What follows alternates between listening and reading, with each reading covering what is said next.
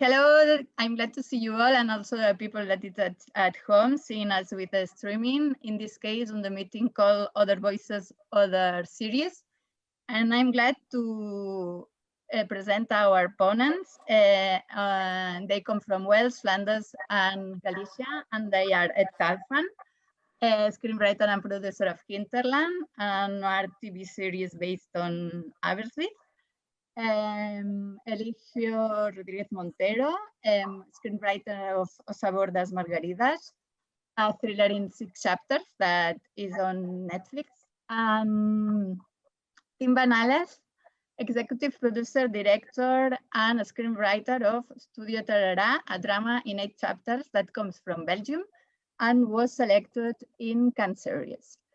First of all, I will demand you to present your own series, the original idea, and who is the main character, and also a little bit the plot. Ed, if you want to start.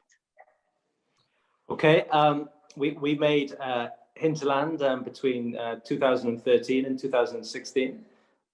We made 13 90-minute episodes. It was a detective show set in Aberystwyth in the far west of Wales. It was about a man returning to a remote place, and in a sense, getting to know the place, getting to know himself, and it was each episode was a different crime story, with him leading a small team from a smallish police operation in Aberystwyth. Mm-hmm. Aberystwyth was the far west. The landscape was important also in the series. It was hugely important. We were very keen from a cultural point of view to make a drama that would allow us to show our own country, and also make a drama that might travel internationally. So the decision to make a crime show was both creative and pragmatic, because we felt Wales did not have a crime show to call its own. And we wanted to have a show. Myself and the whole creative team, myself and Ed Thomas were the creators on the show, but we worked with a huge group of collaborators. And we all felt very passionately that we wanted to show our country, to show the landscape, to show the people. And it's very strange for me looking back at the series, because even though it's only 4 years since we stopped filming, a lot of the locations in the series no longer exist. Some farms have closed, some old, very, very old pubs have closed, but some buildings have disappeared. So it feels like we made, in some way, we were recording a vanishing Wales, which is, well, very sad, to be honest. Yeah. But it felt more important to us than just being a detective show. Yeah. Yeah. It's like cultural heritage, no? Yeah. Yeah. Yeah. And Eligio, what we can find in Sabor das Margaridas. I'm not sure if I can ask who is Rosa Vargas, but the landscape and the entourage is important too in this. Yes, who is Rosa Vargas is, I think, one of the main mysteries in the show, so yes. I can't answer that.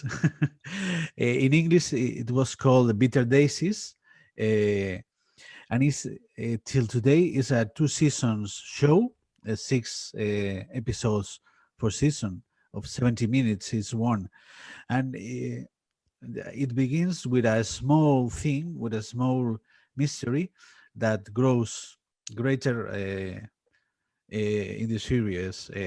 It all began with the disappearance, with the vanishing of a girl who nobody cares. The girl is not from an important family.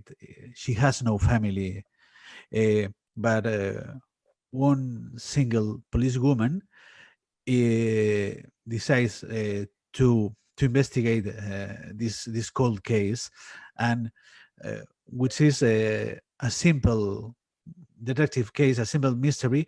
It becomes greater when when she finds at some with 12 bodies of another woman, and the mystery goes deeper and greater with a plot that involves a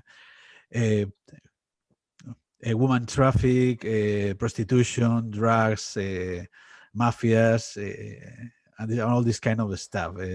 It's from a very single mystery to a greater mystery, who involves a lot of people and a lot of people in the government and this kind of stuff. Yeah, it's amazing that how that increase and later on all the people it's involved, no? Tim, in your case, what are the original idea of Studio Tarara, and why you have chosen an ambience of comedy, sitcom studio, to talk about so many tragedies? Yeah, well, we're a comedy production house. So for us, this was our first drama series. We're pretty known for shows like Benidorm Bastards, which is sold in UK and US as Betty White's Off the Rockers. So we did candid camera stuff. We did one sitcom, which was over here, was quite popular, but didn't do much in the world. And our sketch shows are selling really well around the world. So we're so in love with sketch shows, and we also wanted to do a drama series. So we combined those two, which is a very tricky thing to do. So it's set in 1993, and we go behind the scenes of a popular sketch show that we made up, and we called it Studio Tarara, which is like a very popular kind of comedy, you know, the comedy that is you don't want to see, but that a lot of people want to see. So it's set behind the scenes of a sketch show called Studio Tarara, and the actors lose themselves in a spiral of alcohol and drugs and women. And it's so it combines those three things together. You actually see the sketches. There's a drama component, and that's the addictions of the actors and how they make a mess of their own lives. And then you have a crime component, because somebody has died, but you don't know yet who. And so it is 25 years actually before the Weinstein scandal broke loose. And it's way before #MeToo was a thing. But it's in this misogynistic, is that a correct word, Ed? Yeah.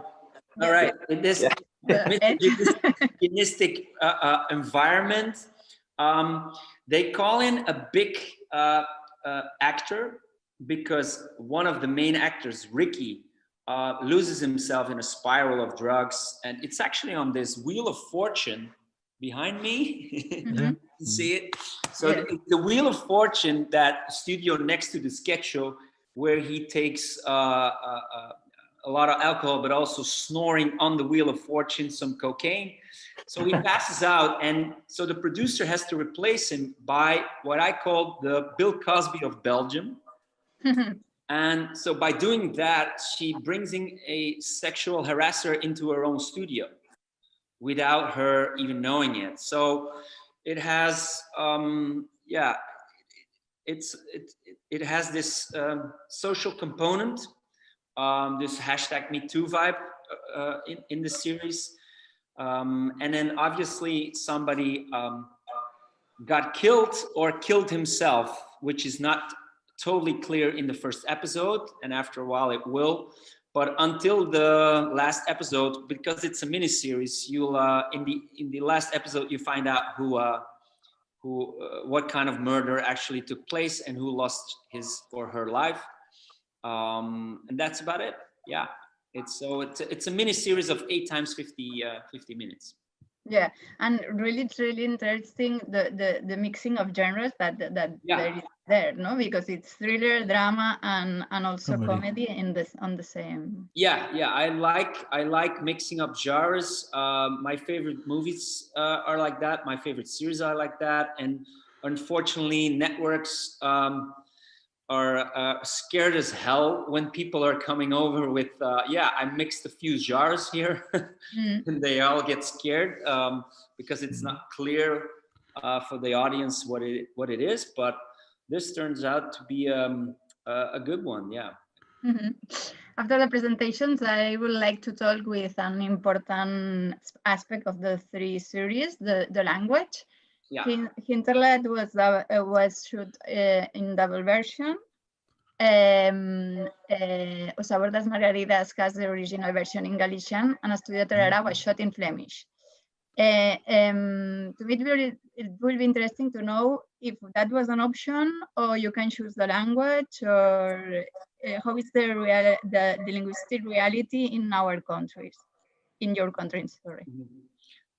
Well, for us, it's everybody works in Dutch, and Flemish is kind of a Dutch dialect. But it's very interesting because we're also quite familiar with English and French. And the series that we're working on right now, we're testing out how it works with a voiceover, with an American voiceover. And that's something that with Netflix and so many other foreign language series, we used to have only British and American, and now and then 10 years ago the Danish came over, and now it's everything is Spanish all of a sudden, or Latino. I think it's great to have so many different languages coming over, and that we're in our region, we're very used to subtitles, so we don't need the dubbing. And I always like to hear different languages, and our territory, our viewers are quite used to it. But I have to admit that comedy is a problem. Yeah. So I don't have an advantage here. Yeah, because it's difficult to translate, no, and to have the sure. And nuance. I mean, you all know how funny you can get in your own language, how funny dialects get, and slang and all that kind of stuff. And so you lose a lot of that. You lose a lot of that in translation. Yeah, it's quite interesting that just hearing you say that, because actually, in some ways, comedy is a great protector of culture. Yeah. Because actually, and language, because you're right. I mean, you know, the Welsh language is not spoken by everybody in Wales. In some ways, it's a minority language, but it is our national language. And when you know that there are people who are at their very best and perform at their best and are funniest, and when they are speaking their own language, and it's I hadn't thought of it that way really, but actually comedy in some ways is a very good protector of very localized thinking. As the comedy is, I think that is the genre that travels worst. It's difficult to export comedy, except for the American, for the US, maybe for the Brits, who have a lot of power in distribution. To export comedies is really, really difficult.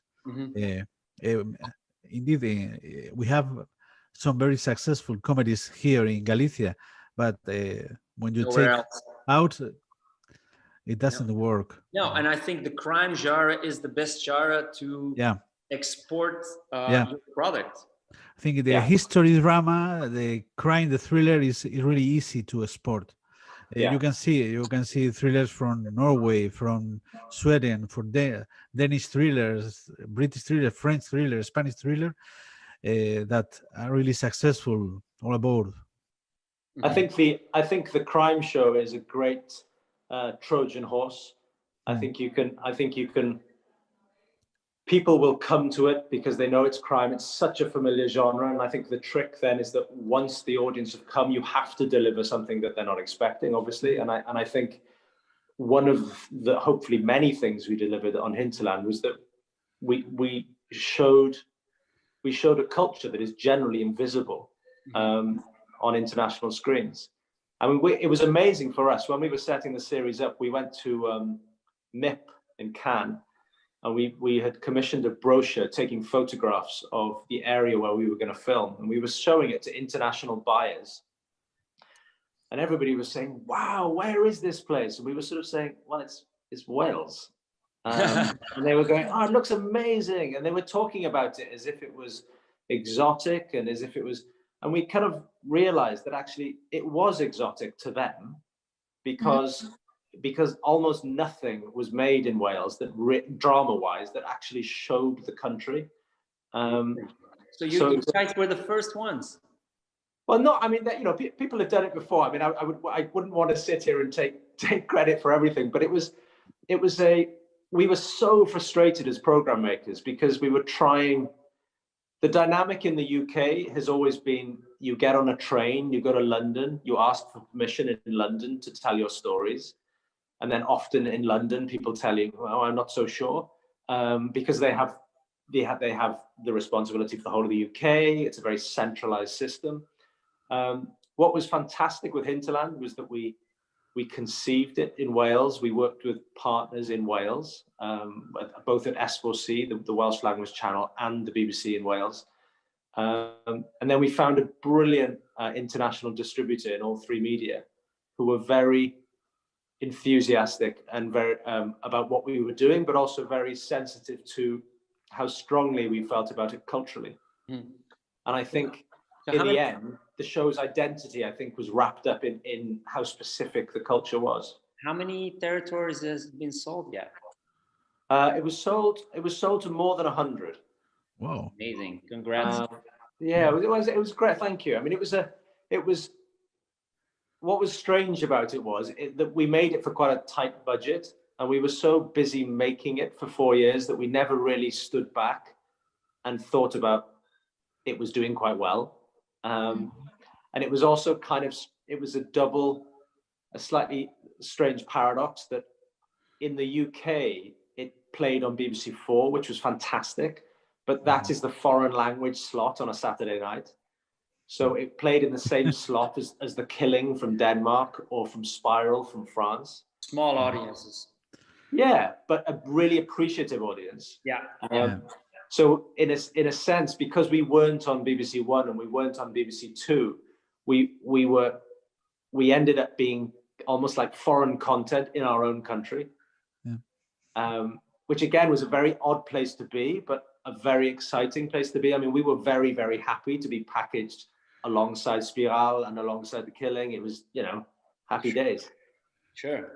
And the fact that, sorry, you can go ahead. No. And the fact that shoot in the double version, to shoot in Welsh and to shoot in English was an option. Was your own option? Was a consensus with BBC? It was partly a part of the financing model that the broadcasters in Wales have quite tight budgets.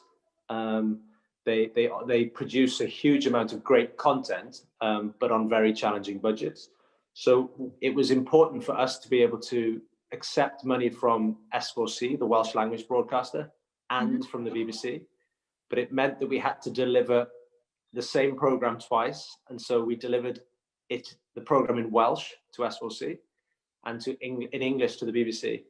We had one set of actors and they delivered every single scene twice. Once in English and once in Welsh. Oh, wow. It was not overdubbed. It was shot twice. Yeah. It was crazy. Amazing. Yeah. It was crazy. You can ask. From the start of the series. Yeah. So that was the initial plan always. Yeah, and it was it was. And now when I look at it, I think it was kind of insane. But what was interesting was we released it in 2013. And when we were funding the first series, the commercial money was all attached to the English language version. And in a sense, the Welsh language version, the reason for it existing was more of a cultural reason. But actually, as you were saying before, I think global audiences' appetite now to engage with subtitles is much better. People want to hear languages that are not English. I mean, we've made a series since Hinterland called Hidden, which is also sold internationally. But that show only exists internationally in one bilingual version. It's a show that is in Welsh and English. And we can sell that internationally now. But I think 10 years ago, selling a Welsh show internationally would have been much harder. Yeah. Is there like a Welsh funding from the government or something? Well, the Welsh broadcaster receives, has an annual budget, and that's written, I think that's written into the sort of the legal framework of the UK, that because we have a minority indigenous language, we get a sum of money to Wales to support programme making in Welsh. Yeah. We also have a Welsh government, a Welsh Assembly, who are very supportive of trying to keep the sector healthy and make sure that culturally we don't disappear. I mean, we're having conversations with other partners at the moment just about the importance of recognizing that Wales is a distinct part of the UK. We may be 2 hours from London, but in some ways we're thousands of miles from London. It's a different culture. We have our own language, and it's really important to us that we find clever ways of keeping that going. Yeah. Yeah. And talking about funds and financing, how is your TV system? Do you have public televisions, private televisions, and how it works, and where do you find your budget? No? Tim. Yeah, for us, it's we have like a really good program funded by the government for Flemish language drama series. It's funny because, again, the hardest genre to do is comedy. You can ask any writer and he will admit that the hardest thing to do is to write comedy, and that's not funded. So for some reason, they think it's too commercial, or they don't want to get into arguments with, I don't know what kind of producers, but I think that should change over here. But for drama series, it's, we can't complain compared to the small territory that we are. We get really good budgets. To make a comparison, we get better budgets than Holland. Which is, twice our territory. So we can't complain about that. Now, the thing that is really weird for us is that it's focused, all our fundings are focused on one season and one season only. So that idea is outrageous these days, because to sell something, the first thing that they ask you abroad is there a second season? Is there a ninth season? Because then we can start talking. And so they have to change that in the very near future, because that's our problem. Studio Tarara is a one-off season. If you write it otherwise, and you make them feel like this could be a second and a third, they get suspicious and they won't fund it. So that's a really old kind of mechanism that grew into this part of the government that should change, because it is totally unacceptable for us to keep on writing series that only have one season. And the funds was the TV, the governmental funds, and also TV. And well, TV, that's the weird thing. TV, they want multiple seasons, obviously, because it all comes down to marketing and to catch an audience, and it's way much easier to go for a second or third season than the first one. So TV is pushing that, and it's changing slowly. But for Studio Tarara, that is quite of a turnoff, I guess.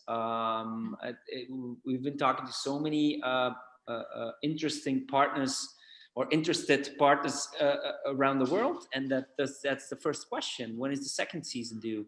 And we have to tell them, well, there is no second season. This is a mini series, and then the attention drops. Okay. Yeah. Quite weird, no? Quite weird. Yeah. And in your case, Eligio, where you can find the funds, how is the TV system in Spain? Yeah, for the Galician language series, we have a public television that I think is the main source of money for the TV series. But we have also have a public funds to improve the budget, which in the case of Bitter Daisies was very important to get enough money to make the series look good, really, with good actors, good photography, good music, good sound.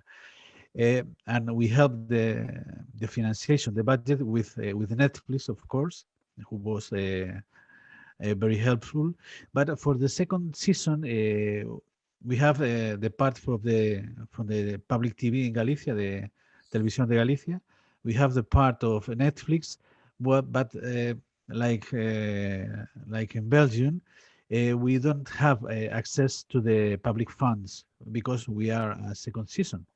Mm-hmm. And we can get the money from the TV, we can get the money from the Netflix, but we can't get the money from the public funds. So it was harder to do the second season because. So it's the same thing, like in yeah, Flandes, right? Similar. But it's also thinking.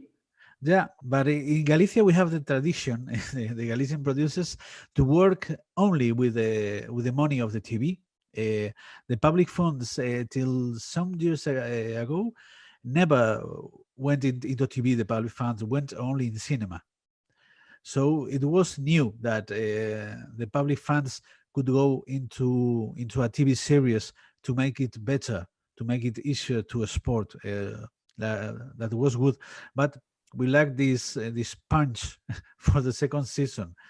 So we replace it with hard work, with imagination, and we all try to get the second season to look as good as the first season, although there was not so much money. But I think we did a good work. Every people say that to us that the second season looks greater than the first one, who was a great achievement because we get less money. Mm. Ed, have you had the same problem or not? It's not your case. Well, I mean, one of the things I just thought of that I should have said earlier on about funding the first season of Hinterland was that we also received money from the European Media program, which was hugely helpful. We didn't receive any money, I think, on the second series, but we did manage to get more media support on the third series. Was that Eurimage? No, it was the media. Is it Media Pro or Media? The Europe-wide. I mean, for us, the biggest headline thought about media is obviously this is a very specifically British problem, but because of the absolute disaster of Brexit, you know, we have a right-wing government trying to loosen the ties or even cut the ties with mainland Europe, and it has a huge impact on countries like Wales. I mean, I personally, I think that the effect of Brexit is going to make places like Wales more European, because it's making us feel, making a lot of people move towards the independence movement. It's making a lot of people feel very let down by centralized government. And it's making a lot of people feel that there's a lot more sense being spoken in Europe than there is in the UK. Mm. Is there anyone in media pro-Brexit? If there are, they've never admitted it to me. No. I mean, yeah. I mean, but I have to say, I mean, it's not just. I mean, I'm married to somebody who is not in the media, and 99% of my social life is not with people who work in the media. And I think I know about 4 people who've admitted that they voted for Brexit. And yeah, we don't see so much of them anymore. No. It's a nightmare. I mean, it's cut the entire country is it's unleashed a problem that is. I mean, I went to an international school, you know, a school with people from 72 countries, and I find it utterly. I mean, and I'm heartbroken by what's going on in this country. Yeah. I was in London on holiday 2 years ago with my family, and several people in London apologized to us for the Brexit. We are not with the Brexit. I know. It is. I find myself when I go to Europe, mainland Europe, I find myself apologizing on a daily basis. I mean, I'm ashamed. I'm ashamed of this country at the moment. Yeah. And can be that the TV series and films of minorities contribute to a real European Union, no? If we know each other, no, and we know Belgian people to the series, and Welsh people and Galician people, that could be a treasure and an union. I think it would be brilliant. I think it would be brilliant if the links with these other languages and these, in a sense, these smaller cultures within Europe, if the links were much stronger. I mean, I'm sitting on this call thinking, you know, how do you create a series, or how do you conceive of an anthology series or a project where you work with the guys on this call, you know, where you kind of go, how do you get the Welsh money talking to the Galician money or the Flandes money, or the so that, and then end up with something that feels creatively exciting and not like, it can't feel like a business deal. It has to feel like a cultural explosion. Yeah. How you do that, I don't know, but I do feel like evangelical at the moment about wanting to hold desperately onto all the links with Europe because of everything that's going on in the country. Eligio, what do you think about that? I think for us in Galicia, we have the same problem with the language, like in Wales. Not all the people in Galicia speak Galician language, unfortunately. Especially in the big cities, the 7 big cities in Galicia, many people don't speak Galician language. In the small villages, I think almost everybody speaks Galician. So for Galicia, it's important that we have a Galician TV, a Galician cinema, Galician movies in these languages is very important. I think that the same problem we are going to find this problem in Great Britain with the Welsh language. I think in France it will happen with another small languages. In Belgium, and you know, there are many countries in the European Union that, for example, the Czech Republic is a small country with its own language, like the Dutch is a small country with a language that is not English or French or Germany, that is spoken by a lot of people. So I think to improve the production in the small languages, it will be very helpful to get used the people to consume every kind of language in the TV. It's not just English and your own language that is the people are used to do, no? Or in Spain, we have we used to the movies and the theaters and the TV stations used to dub all the movies and all the TV series, only the English and some French maybe, but I think it will be very helpful that the people learn to watch in the original languages. Is that changing in Spain? The dubbing, is that is there a subtitle culture coming in? No, it's very the subtitle culture is linked to author movies, to weird TV series, to strange, and I think it's a pity.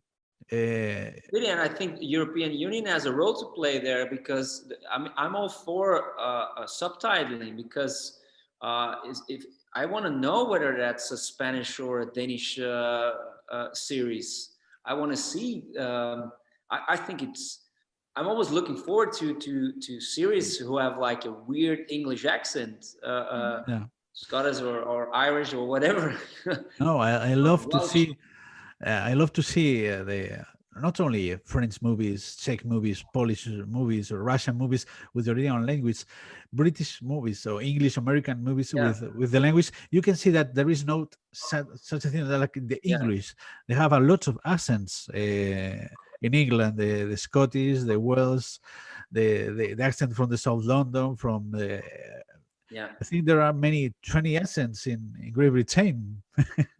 And for me, it's really funny to hear that with the subtitles. And it's the other thing. I used to have a German student colleague, a friend, and I drove to Germany, and all of a sudden I saw Bruce Willis in German, and that was really, really funny. Yeah, sure. And which are the handicaps that when you work in a minority language, in the sense of minority language in Europe, not in your country? The casting, maybe it's more difficult. There are fewer actors, or the budget. What are the handicaps that can? I'm all in Ed's camp when it comes to the diversity and the European languages, and I so much love everything about that, but I've cursed the Flemish languages at the same time, because it's so hard for people to get their attention if it's not in English. Stuff gets lost in the translation. Still, a lot of people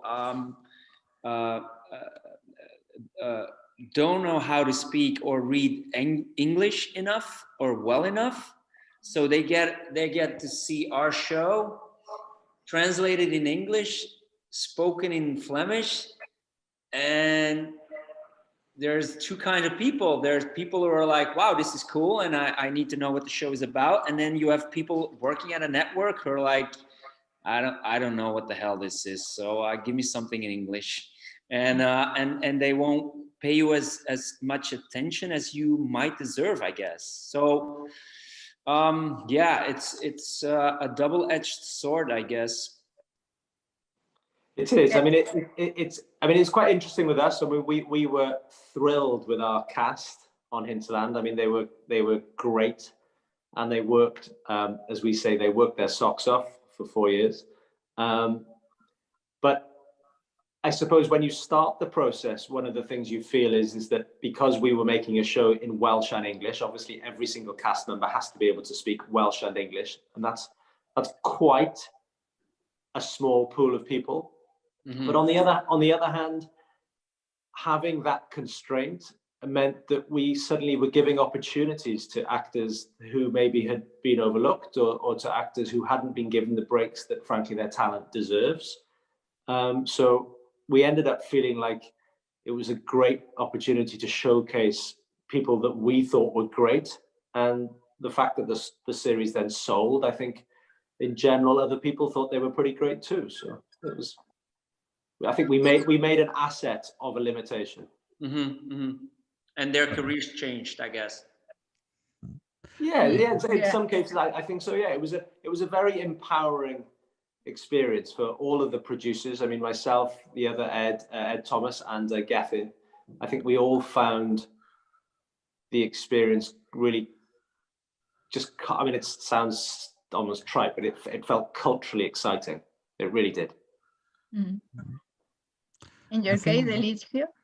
I think that there is a relation between the casting and the budget, because in Galicia we have some terrific actors, really good actors, but when they get success, national success, international success, they became too expensive for the budgets in Galician language. So we lost them, actors like Luis Tosar or Gutierrez as for an exception for Bitter Daisies. We have Nerea Barros. She is an actress who won the Goya Prize. Is the best, is the most important prize in the Spanish cinema. So the year after she won the prize, she came to Galicia and she wanted to work in Galician language because it's her language, and she made us an offer to work cheaper because she wants to work in Galician. So it was very good for us to have such a great actress in our TV series, but it's not the rule. It's an exception. Yeah. Great. If we talk about budget, how much cost a chapter of one of your series? A chapter of Hinterland? What was the budget, more or less? I'll have to do some maths quickly. You have to come back to me because it's such a long time ago. Yeah. And it's so complicated with Hinterland because the international version was 90 minutes. Mm-hmm. The S4C version was 2 times 48. Okay. Because it was 2 commercial hours. And then the BBC version in Wales was an hour, and then the news, and then half an hour. And then the BBC 4 version was a 90-minute slot. So I'm having an aneurysm. Have different slots in pounds or in Welsh crowns? Sorry, say again. Was it in pounds or in Welsh crowns? I don't know. Inside in our heart, it was in Welsh crowns, but it was okay. British pounds. Yeah. The good thing of streaming like Netflix or Amazon is that the duration, the length of the episodes doesn't matter. You can go with 50 minutes, 45 minutes, 70 minutes. Oh, okay. It's brilliant. Everything is okay. Yeah. Yeah. And your budget, Eligio? Eh? Per chapter, your budget? You don't know? First season, I think it was around. I'm talking on. I'm not the producer. I'm the scriptwriter. Yeah. I heard things around. I think the budget of a normal Galician TV series from the money from the TV, I think it's around 85,000 euros.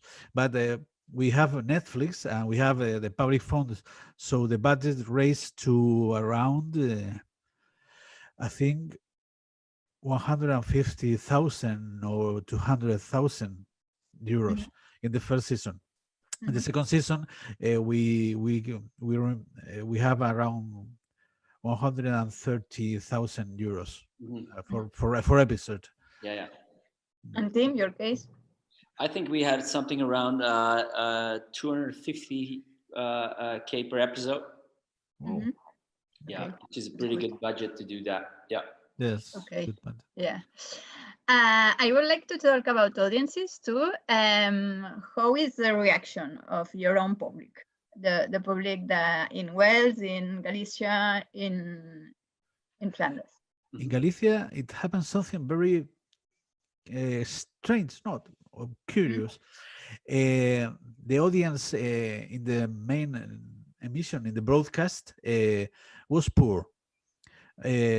But in internet, we have for each people who saw the TV series in the broadcasting, in the TV, we have 2 people who saw the series in internet, in the streaming service of the Televisión de Galicia, in the local TV.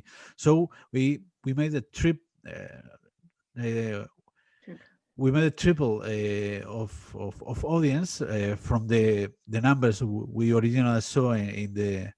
For example, we made a 10%. It was really a 30% because we have to add the people who saw the series on internet, who was a double from the usual broadcasting, and then we must add the Netflix audience, who was very good in the wide world, especially in I don't know why in some countries in America like Argentina and in Great Britain we were between the 10 most watched series in non-speaking English language, in non-English language.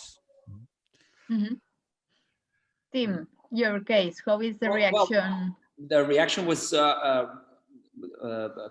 really good, actually. The ratings were good, but not like this was the best show that we've ever done.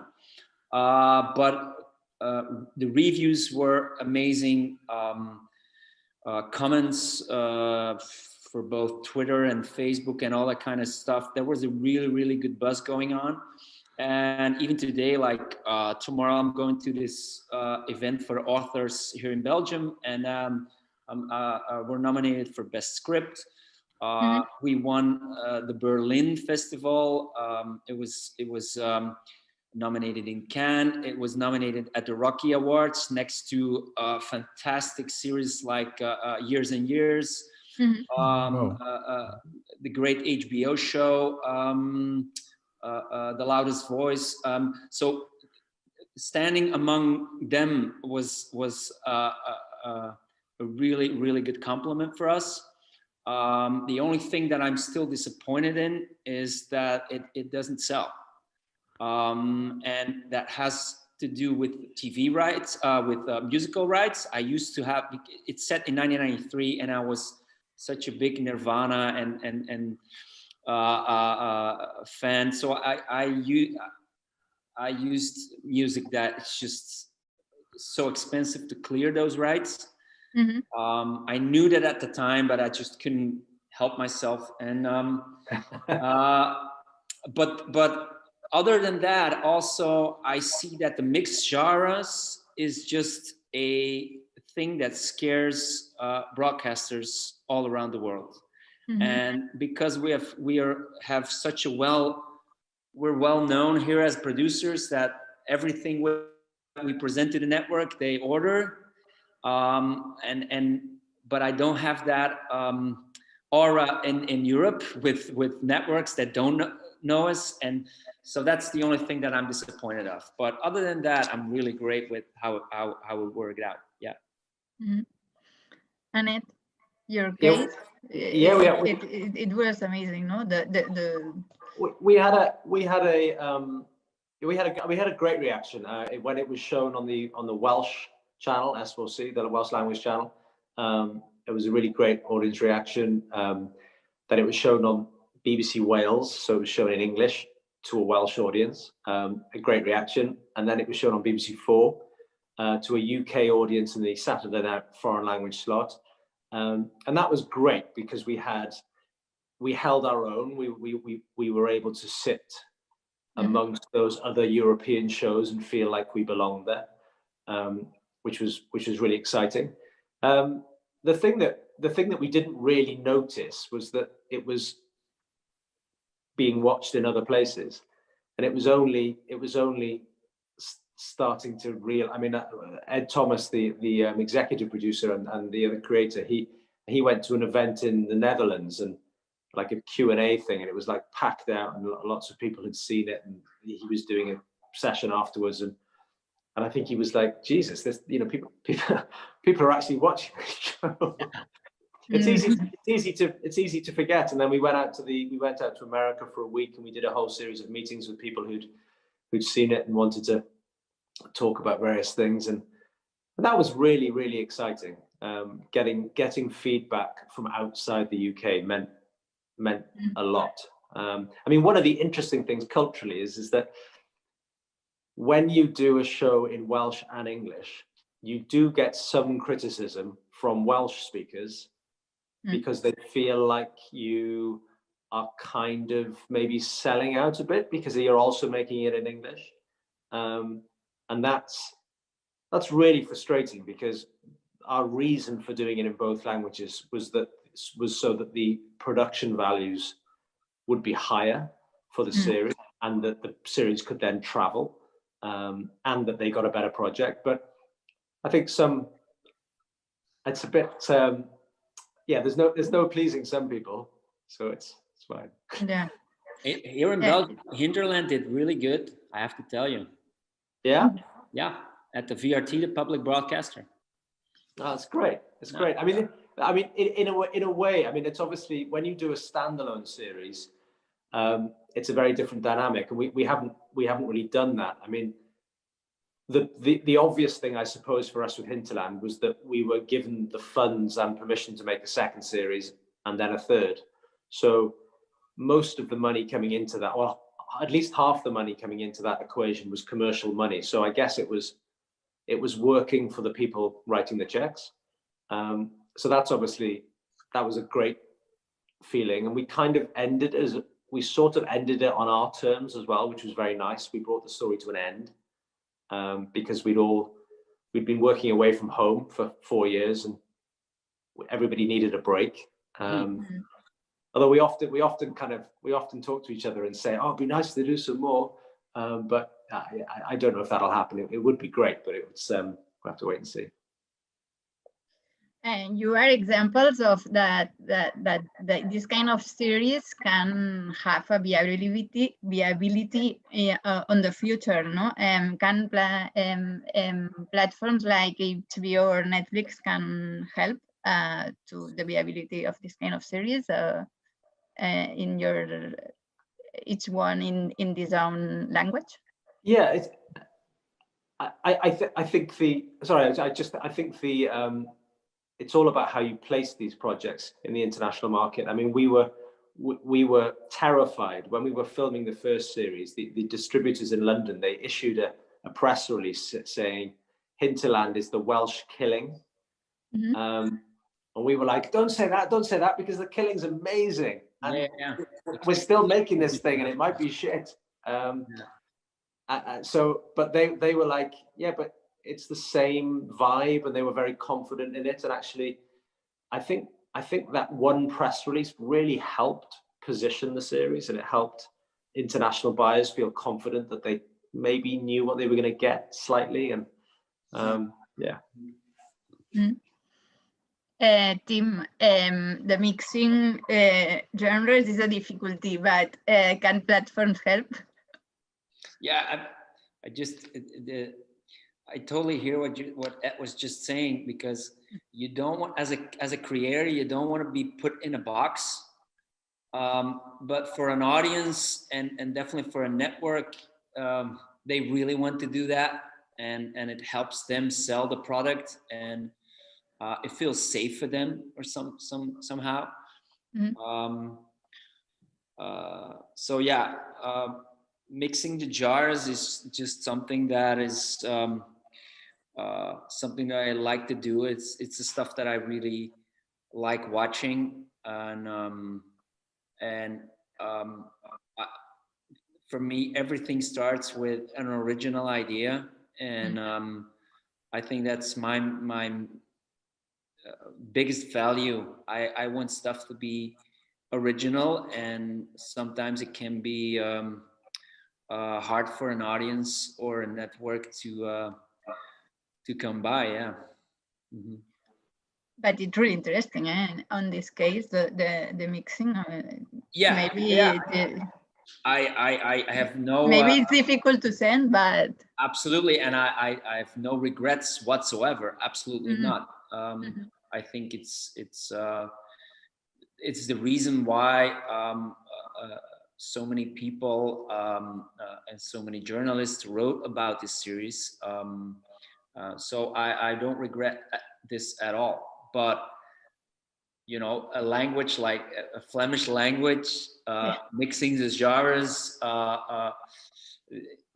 If you add everything up, it was a challenge, no? It's a hard sell, yeah.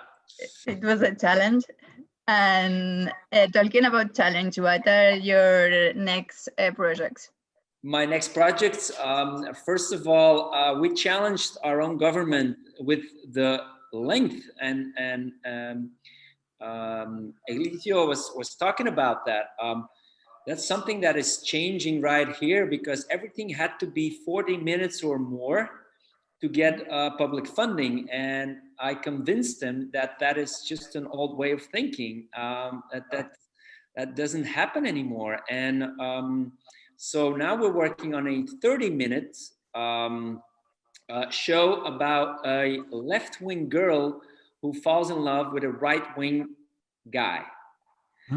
So it's a tricky subject, but it's, you know, if you're talking about Brexit or right now in the States or whatever, I mean, the hatred between both sides is just getting out of control. And we wanna talk about that, but it's wrapped up in a rom-com kind of love story.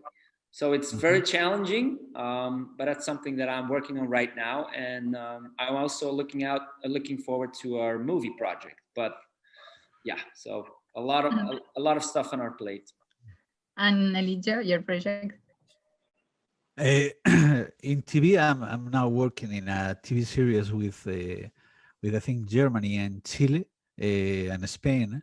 It's a TV series set in the Easter Island.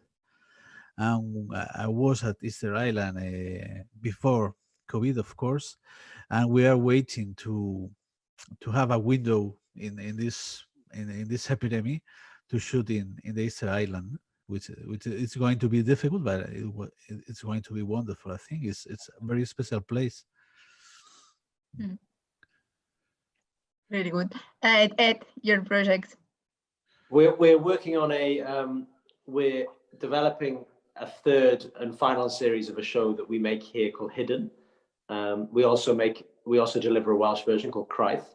And then outside of that, we have a couple of film projects that we're hoping will go very soon. But like everybody else, we're watching the COVID situation, waiting to see if a gap opens up or a vaccine turns up. Keeping our fingers crossed like everybody else. Yeah. Okay.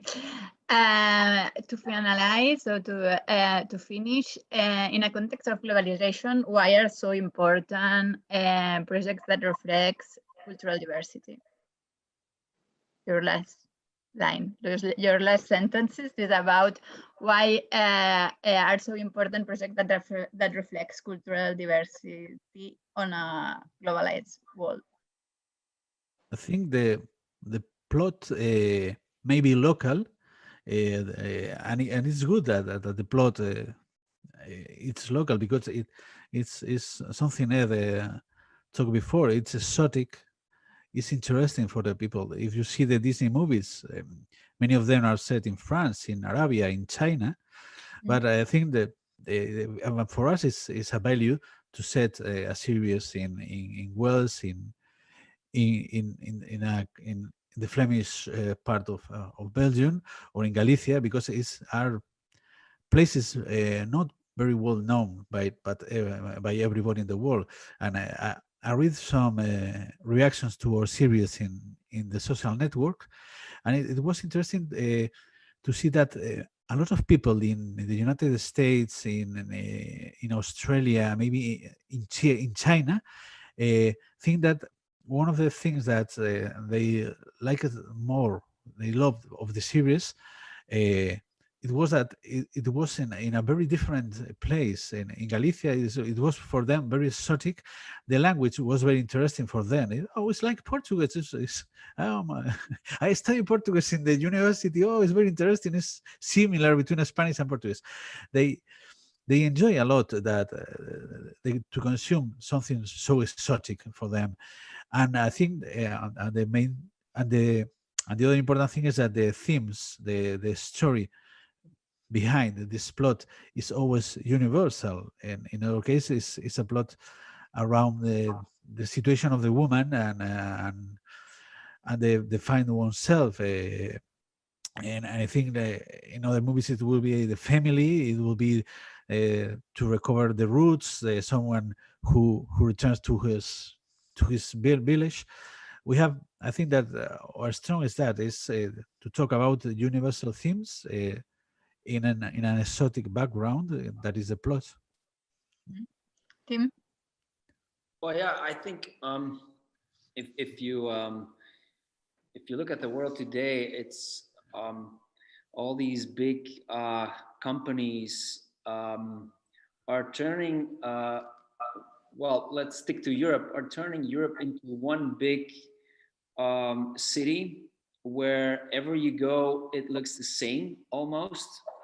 You have the same Starbucks, you have the same H&M store, and I think diversity is so important to have a broader perspective of the world, that by series are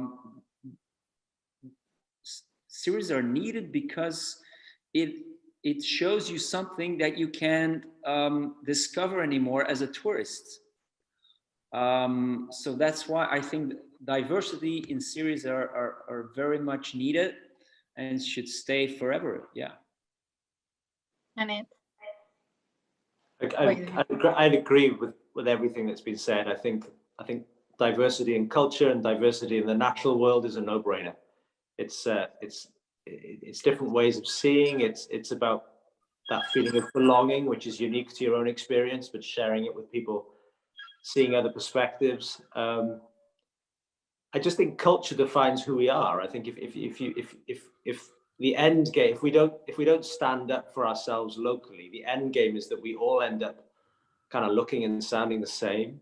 Yeah. And our towns and cities end up looking and sounding the same, to the extent that why would we visit anywhere? Because every high street's going to be the same. And then what's the end game? We just sit online.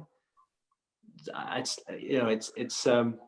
I mean, I feel passionate. I mean, our language in Wales is in 100 years it could be stronger, or in 100 years it could be gone.